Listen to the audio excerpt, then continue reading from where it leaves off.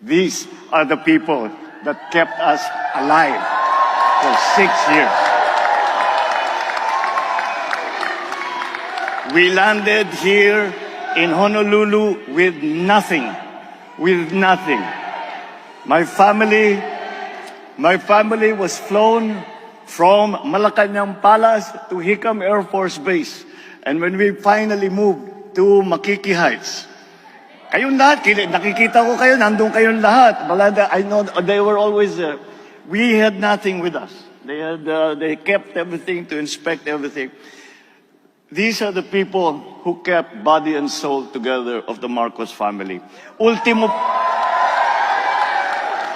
when I tell this story, people do not quite believe me. But I tell them, you do not realize how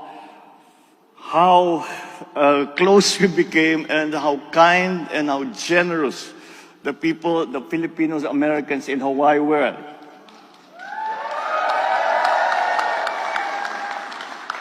PSC, mga PSC, dating PSC. Oh, kita mo? These are your predecessors. Ito yung mga dating presidential security. Hindi, ito mga naiwan na dito. Ito yung mga sumama sa amin. At they already found that pati po yung nag-entertain sa atin, si Florante. Matagal siya nandito. Lagi kami magkasama ni Florante nung nandito kami. And as I was saying, when I tell this story, people do not believe it. They do not quite believe it. But we landed here with nothing. Even ultimo yung damit namin, silang nagbigay. Silang nagpapakain sa amin. Pati yung mga appliance doon sa Makiki, silang nagdadala.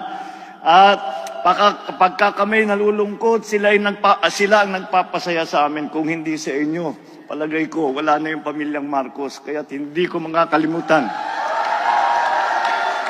On behalf of my entire family, wala na yung aking ama.